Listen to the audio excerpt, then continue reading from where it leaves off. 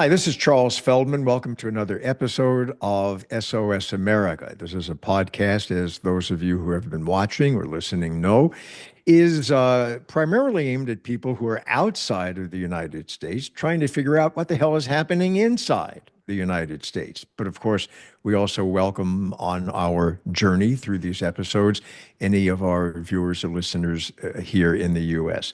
What we've been doing in these episodes is we have been talking with various experts in the field of politics, economics, even medicine, to try to find out how the world, how the U.S. has been changing in just the past few months. Some are saying that it has been a almost an epochal change. We'll find out if that's true or not. Charles Kupchan is a senior fellow at the Council of Foreign Relations and professor of international affairs at Georgetown University. And I'd like to welcome Professor Kupchan to SOS America, and thank you for your time. Let me start off with a very broad question, and then we'll take it from there.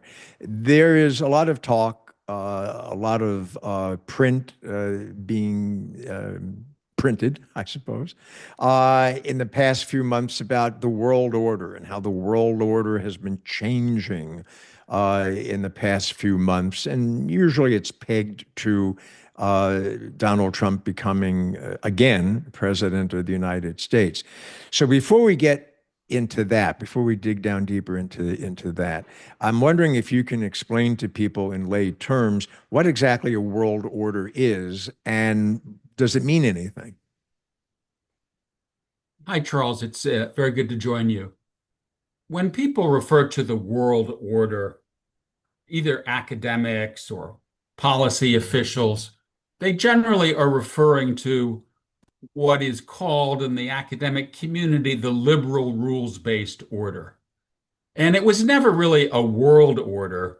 It was an order in which the United States and its chief democratic allies resided.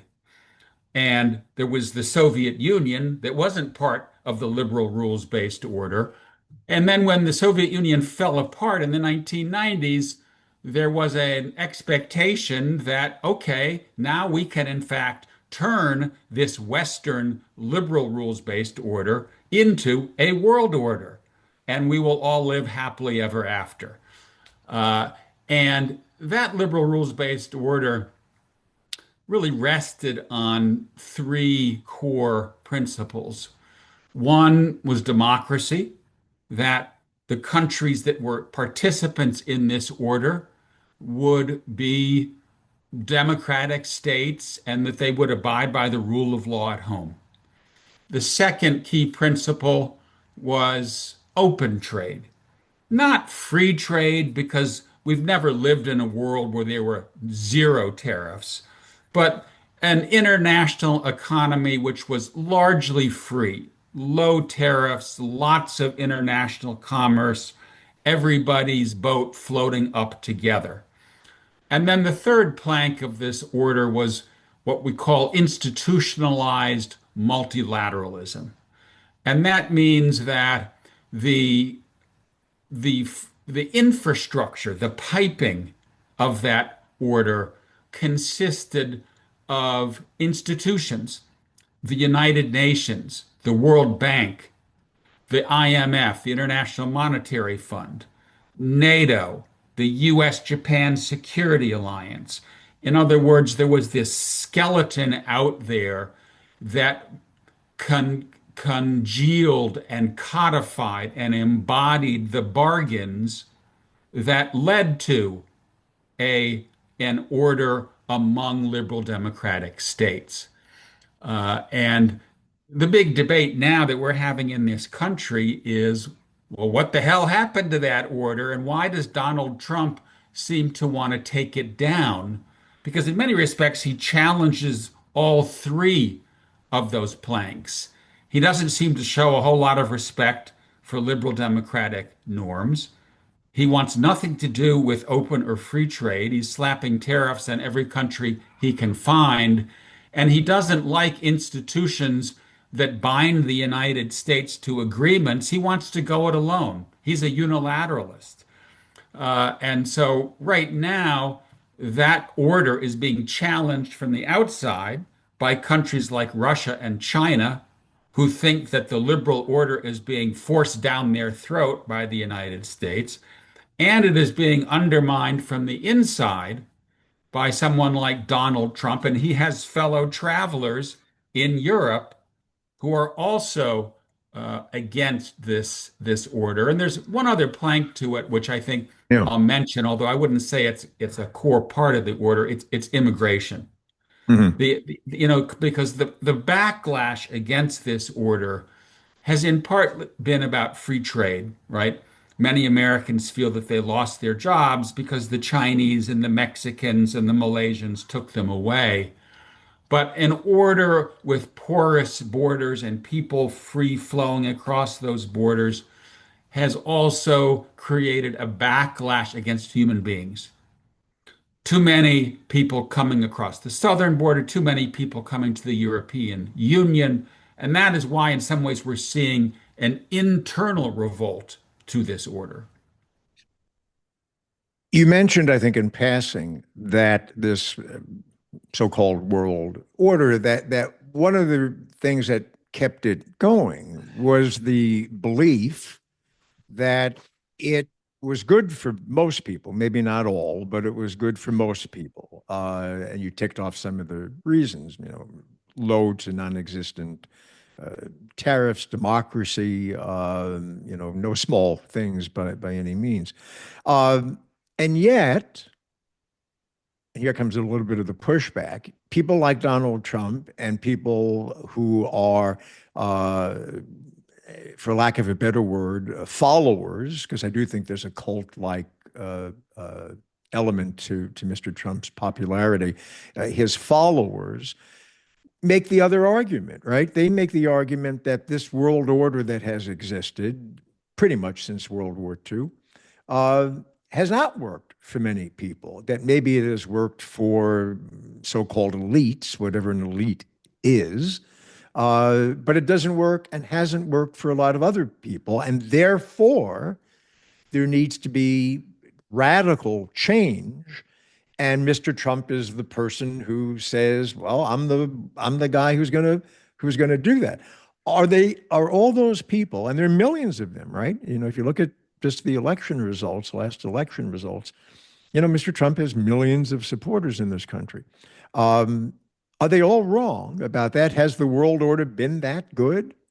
They're not all wrong. In fact, they're mostly right. And that's Okay. the core of the problem, right? The core of the problem is that order worked well for many Americans for many decades, right? And that's because coming out of World War II, and the United States was on the winning side, the American economy was growing by leaps and bounds as the industrial era was sweeping through the United States. And there was relatively high employment. People were getting jobs working on production lines. Army bases and Air Force bases were opening up throughout the country because of World War II and then the Cold War. And people felt like the projection of American power abroad, open markets, open financial flows, this is all good. And that's because it was good. It was working. People's lives were good. And on balance, people saw the end of the Cold War as confirmation that it would work. But why did it stop working?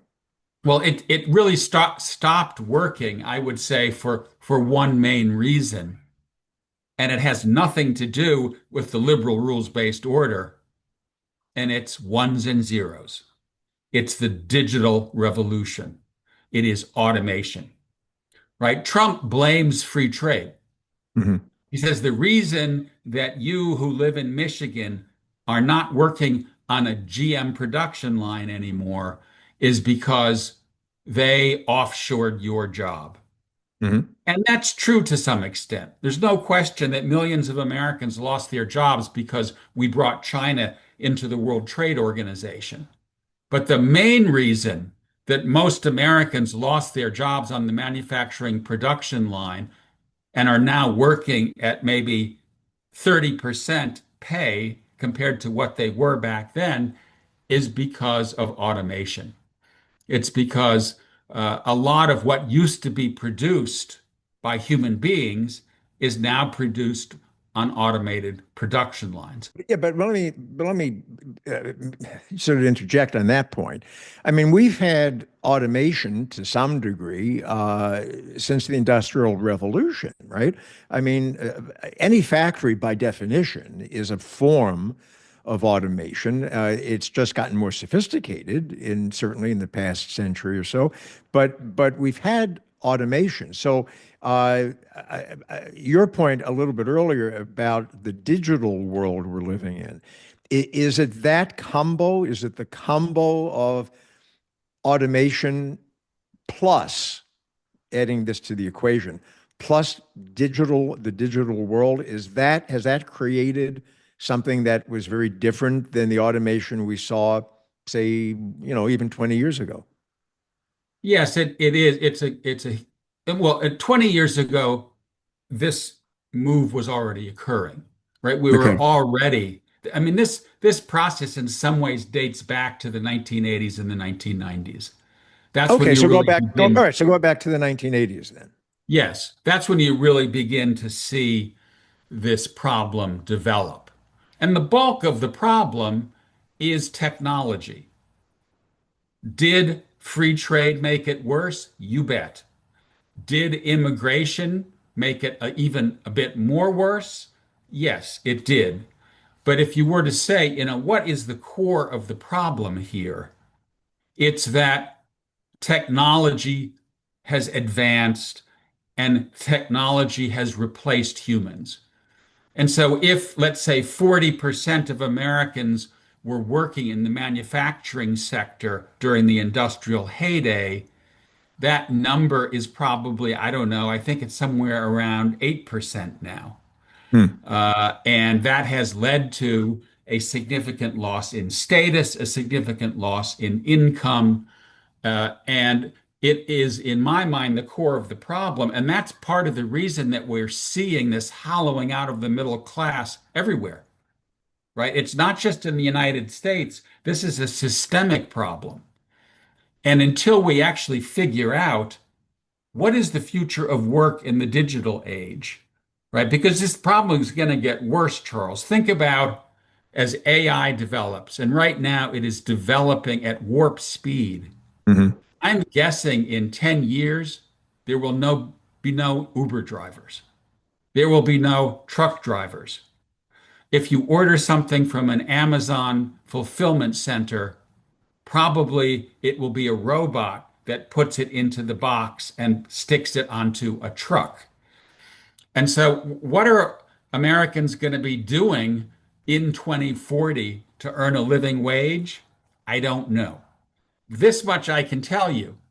Donald Trump is not right that he's going to get them their job back at General Motors, right? And that's because 85% of the American workforce is in the service sector, and they're not going back.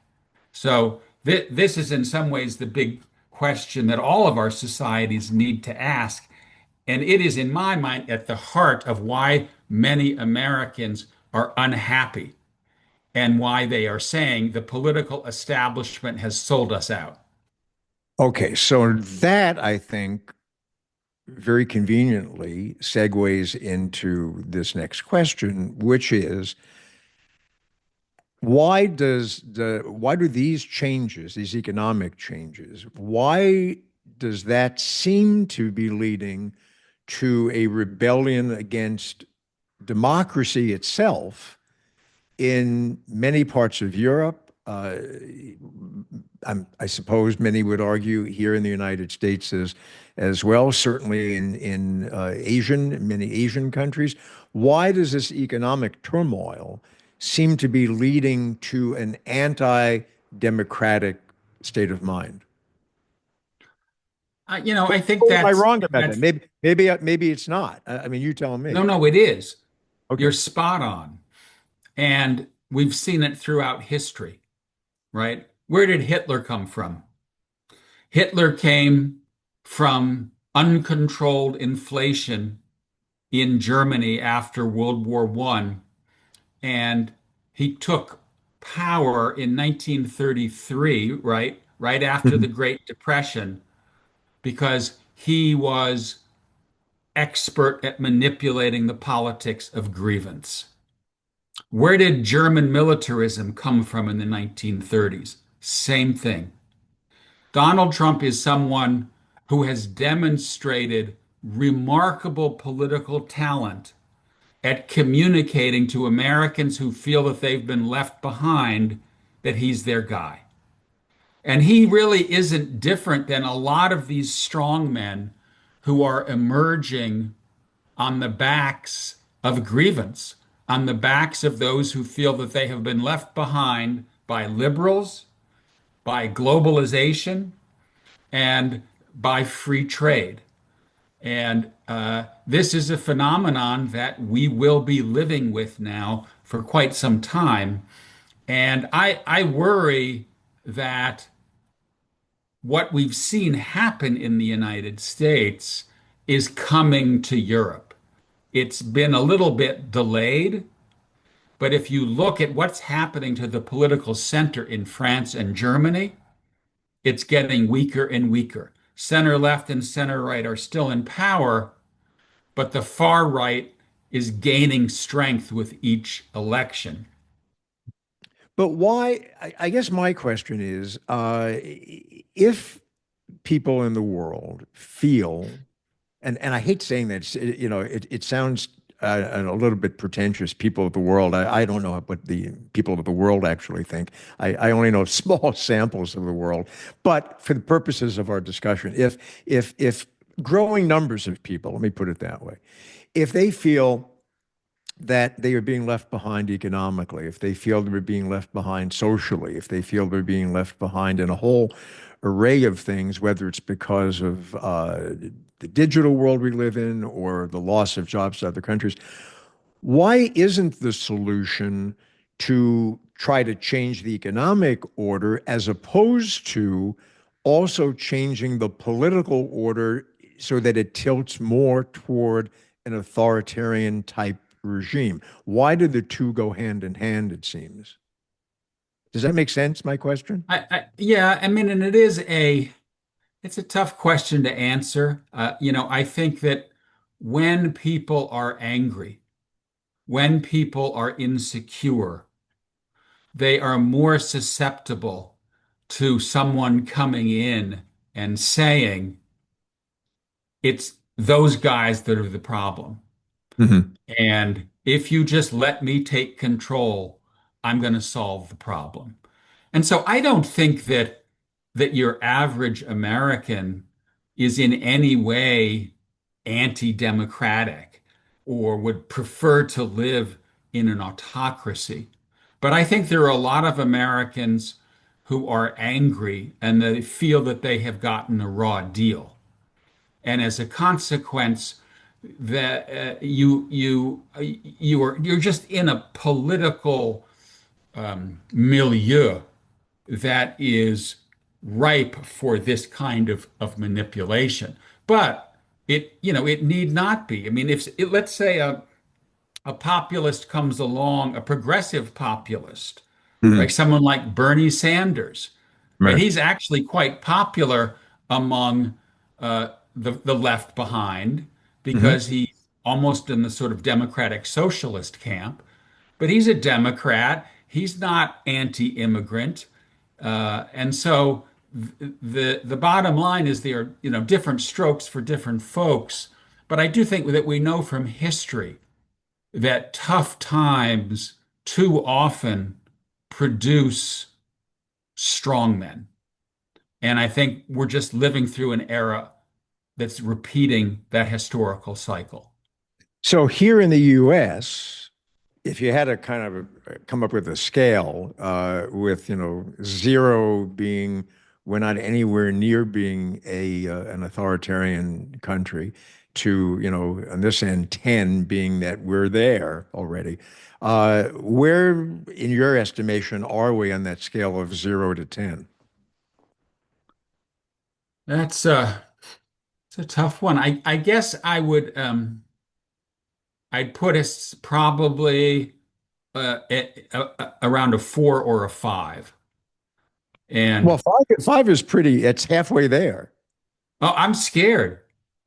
I mean, I have to say, I wouldn't predict this, but it's not inconceivable that American democracy, as you and I have grown up in it, is in peril and may not be recoverable anytime soon.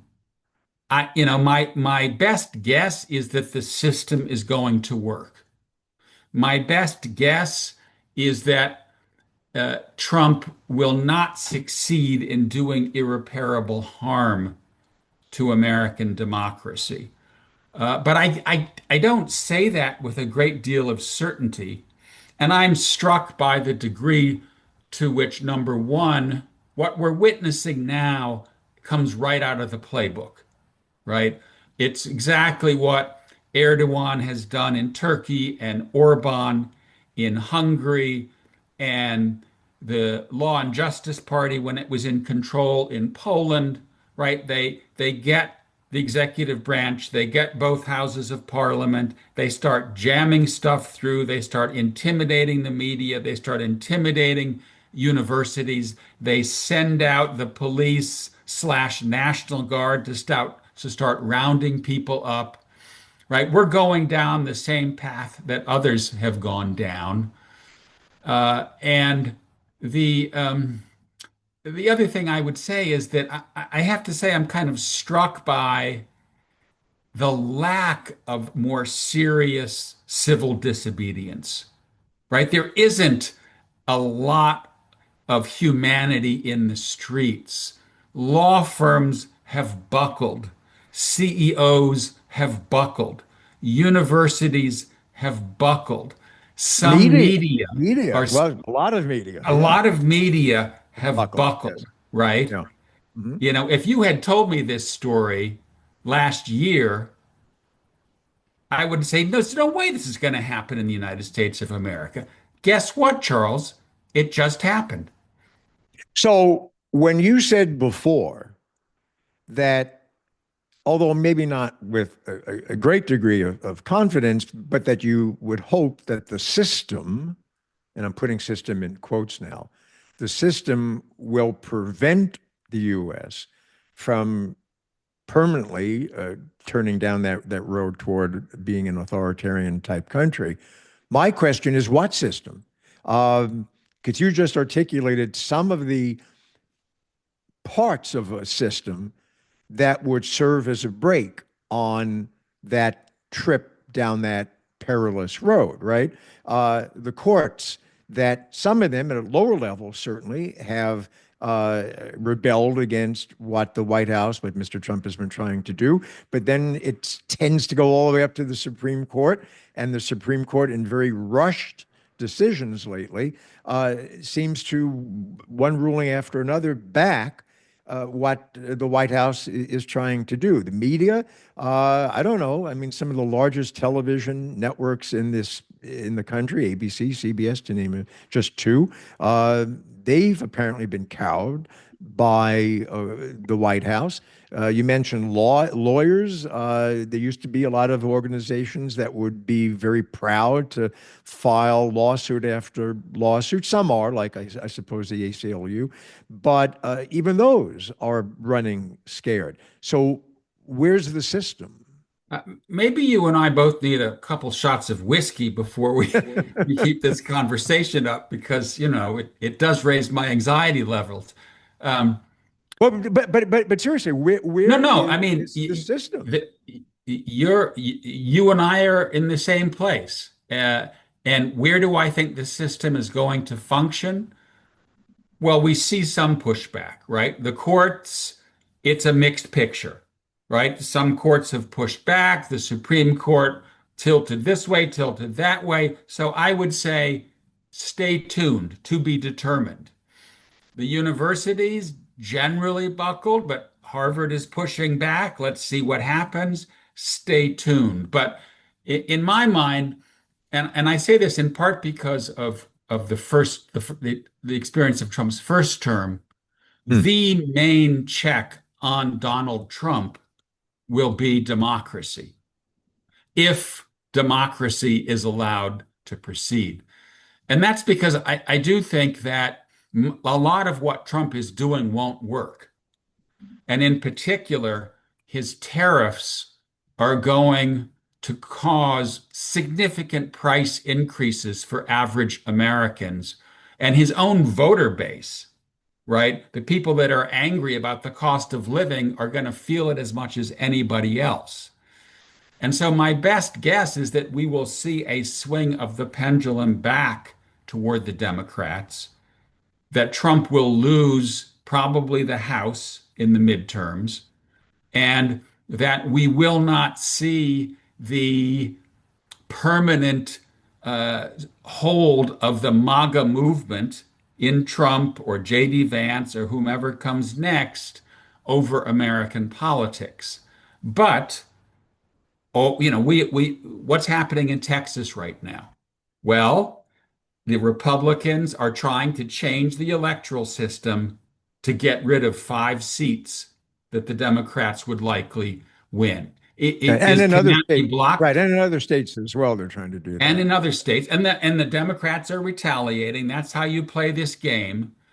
So what we're seeing there is exactly what I said. It's the playbook. Once you get into power, you start playing with the electoral rules or the electoral commission or whatever you can find to move the goalposts. And that's But what's when happening. But when those people in this country, or in some European countries as well, since we sort of brought them into this discussion too, when those people who are, say, out of work realize that their political leaders, whether it's Mr. Trump or you mentioned in Hungary or in Turkey, even the rightist movement in France, I suppose you can sort of fold that into this discussion as well. Um, when they realize that those leaders are not getting their jobs back because the world has changed and the jobs that they had are probably no longer viable jobs, when they realize that a lot of the promises that were made isn't that they're not kept, they just can't be kept. It's just not going to happen. My question is, do they then say, well, that didn't work, so we need to, you mentioned the swing of the pendulum. Do they necessarily swing back, 180 degrees in the other direction and embrace somebody who is more progressively inclined? Or do they say, well, this guy or this woman wasn't strong enough? We need somebody even stronger who will make it work. Which way does it In go? general, what's happening in democratic societies now is incumbents are losing elections, right? And that's because people Yeah. are unhappy. And when you're unhappy, you vote for the other side. And so my expectation is that they'll vote for the other side. Ideally, we would have more than two choices, right? Ideally, we would have a third party candidate, and Elon Musk has offered himself up kindly. Yeah. Uh, but that our system right now is not really open to a serious third party candidate. So I think what you'll see is a swing back in the other direction because the process of elimination says, well, if I'm not going to vote for a Republican, then I don't have a choice except to vote for a Democrat because if I vote for the Libertarian candidate or the Green candidate, it's a waste of my vote. So that's my prediction. But nobody right now has those answers. It's not like Joe Biden, right? What was one of his main claims? Who says America can't be a manufacturing powerhouse of the world again? Right? So they're sort of saying the same thing. They're all trying to win back the working class. Donald Trump has done a better job of it. And this is an important statistic, especially for for people who don't live in the United States, 42% of the American electorate is still white without a college education, Hmm. right? That's a Yeah. lot of people. Those are Trump supporters. Those are the ones who have lost their jobs on the production line because if you don't have a college education, it's hard to get a job at a bank. It's hard to get a job at ChatGTP, right? And so we're now in this America where a small number of people are doing exceedingly well, and a lot of people are really doing quite poorly. We are now one of the most unequal democracies on planet Earth. So these are the underlying problems that I think our politicians have to address. So far, they haven't really been able to tackle them, and that's why we have a largely disaffected electorate that keeps swinging back and forth. We're in a deeply divided and in many respects politically dysfunctional country.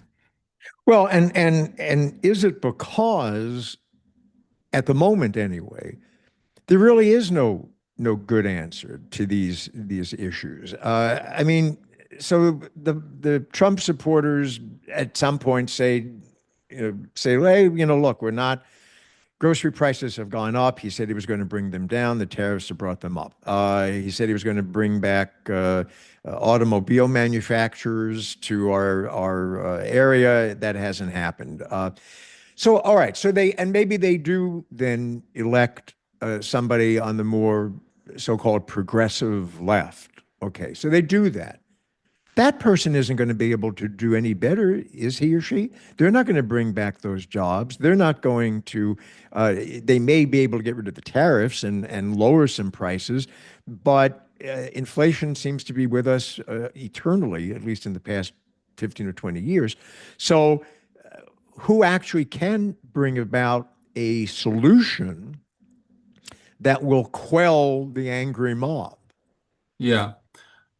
I mean, from my perspective, the progressives have more to offer than the far right. And I think that Biden, in his first and second year, was headed in the right direction. This is an election, he said about the previous one, for the soul of America. And he really did come into office and he went big, right? He went big on pandemic relief, on infrastructure, on the CHIPS and Science Act, on the Inflation Reduction Act. And the Build Back Better bill that originally was proposed was really, it was ambitious. It would have made a difference for working Americans. And he went big, but he didn't have big margins in the House and Senate. And a lot of what he wanted to do crashed and burned. But I think there was contained in those pieces of legislation things like support for childcare, free community college, free pre-K, getting broadband internet into the heartland, worker retraining, stuff that really would make a difference, but a lot of it didn't happen because you couldn't get it through Congress. And so I do think there are solutions, but I also think we need to have a broader national conversation. We need to have an education system that trains Americans for the jobs of the future. We have to say, where are those jobs? What are the growth sectors? And let's educate Americans for those sectors. Let's have the private sector and the public sector work together to create an education and employment ecosystem. Right? I think there are answers to the questions, but we just need to be more honest with the electorate, right? Because Trump, I think, is just not being honest. Or maybe he thinks that everybody is going to be working on a manufacturing production line again, but it's just gobbledygook. Yeah, it's And not going to so happen. Not going it's to happen. not going to happen. No. No, there's just no way. And so I just think we need to say, okay, listen, the social contract of the industrial era is over. It's now time to map and chart out the digital era. What are people going to do? How are they going to earn a living wage? How can we train them for the jobs of the future?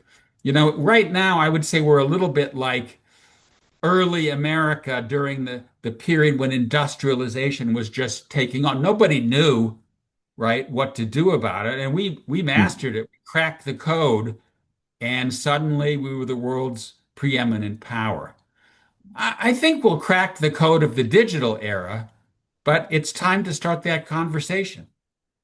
What kind of feedback do you get as a an academic from students? I'm curious about that because about 20 or so years ago, I taught for a few years at USC, and at the time, in general, I thought my students were fairly optimistic. Now, USC was a little bit different than a lot of colleges. It tends to have a student base that's a little bit more privileged, and so maybe that uh, accounted for a large part of the optimism that they had for their future and for the future of the country. But again, that was about 20 so years ago now.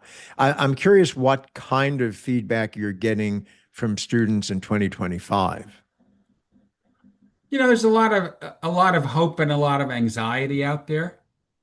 Um, Georgetown, where I teach, is a bit of a self-selected campus because people who come there are interested in public policy. It's in Washington, D.C.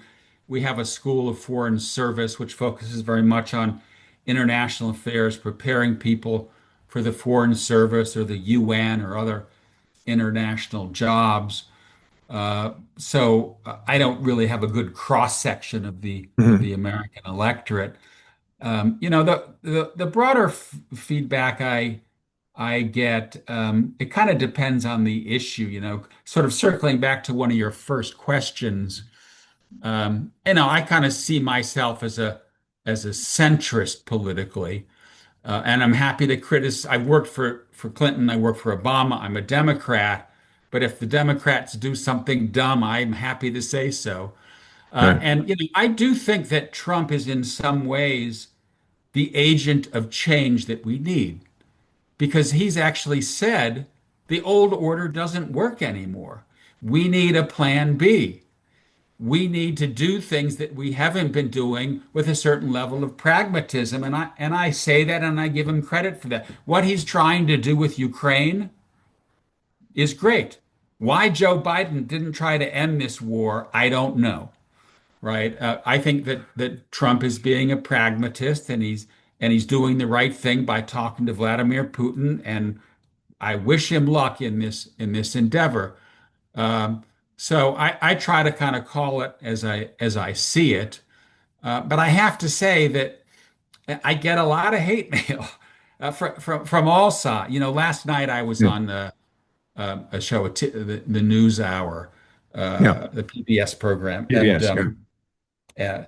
was making the argument that if Trump can really end this war more or less along the Ukrainians they should take the deal, right? Even if they have to give up land, and you just get this ton of you're Chamberlain all over again. It's Munich, it's appeasement, Right. and it's just drives home to me the degree to which right now our country is just so deeply divided that you almost can't say anything without getting hit with a ton of bricks.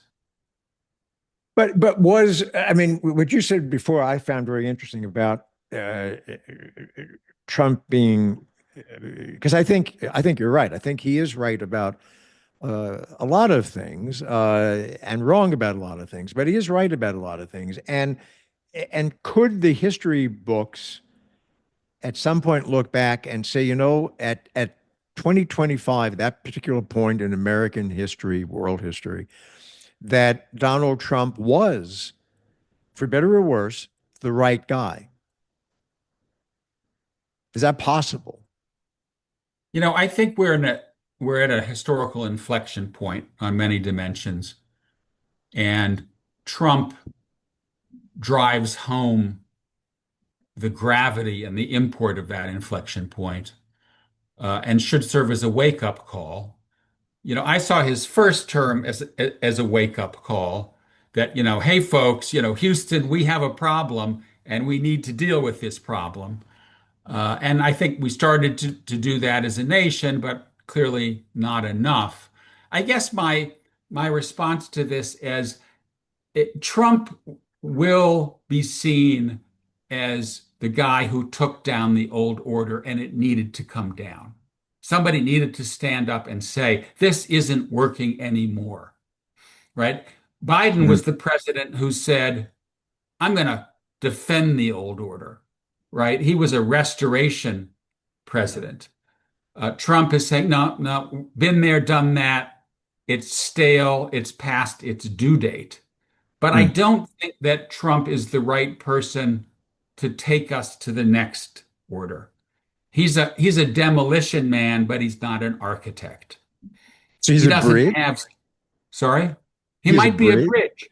He could be a bridge president, right? The guy who sort of took down the old order, gave everybody a cold shower or a cold wake up call or whatever the right term is, and started this conversation about the next world, the next America, the social contract for the digital age that we desperately need to have. Professor Charles Kupchan, thank you very much for taking part in this episode of SOS America. And for those of you who are watching or listening, we welcome, as always, any comments you may have. If you feel so inclined, by all means, subscribe. It's totally free. Until the next episode of SOS America, I'm Charles Feldman. Thank you.